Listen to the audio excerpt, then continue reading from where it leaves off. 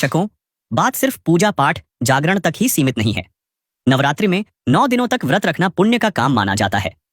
हम शरीर को कष्ट देकर ईश्वर को खुश करने की कोशिश करते हैं, लेकिन क्या आप जानते हैं कि श्रीमद् भगवद गीता में व्रत रखने के लिए साफ मना किया गया है? देखिए, गीता जी से ये प्रमाण पवित्र गीता जी के अध्याय 6 के श्लोक 16 में प्रमाण है कि हे अर्जुन, योग न तो बहुत खाने वाले का और न बिल्कुल न खाने वाले का तथा न बहुत शयन करने के स्वभाव वाले का और न सदा जागने वाले का ही सिद्ध होता है। दर्शकों, इन अधर्मी लोगों का ये आचरण मानव जीवन के नाश का कारण बन रहा है। दर्शकों, इससे यह साफ है कि व्रत मनमाना आचरण ही है।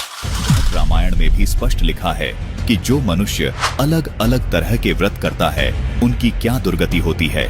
देखिए ये प्रमाण पृष्ठ नंबर 242 पर लोमस ऋषि की चौपाई है।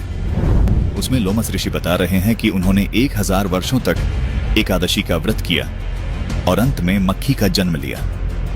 सर्वप्रथम इतवार का व्रत किया, उससे चील का जन्म मिला। मंगल का व्रत अनेक प्रकार के रूपों में रहा, उससे मुझे सुअर का शरीर मिला। उसके बाद तीज का व्रत किया, उसके कारण मैंने कुत्ते का जन्म प्राप्त किया। इसके बाद नियम से प्रदोष व्रत रखा, उसके कारण गधे का जन्म लिया। नवमी तथा अष्टमी का व्रत किया, उससे मुझे चूहे का जन्म मिला। इसके बाद अनंत चौदस का व्रत किया, उससे मुझे ऊंट का जन्म मिला।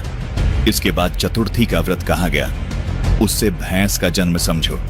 और नाना प्रकार के व्रतों का अनुशीलन पूरी तत्परता से पूछा, फिर भी मुक्ति नहीं प्राप्त की। यहाँ पर साफ तौर पर देखा जा सकता है कि लोमस ऋषि ने व्रत करने से मुक्ति तो छोड़ो, बल्कि चील, सुअर, कुत्ते, चूहे, ऊंट व भैंस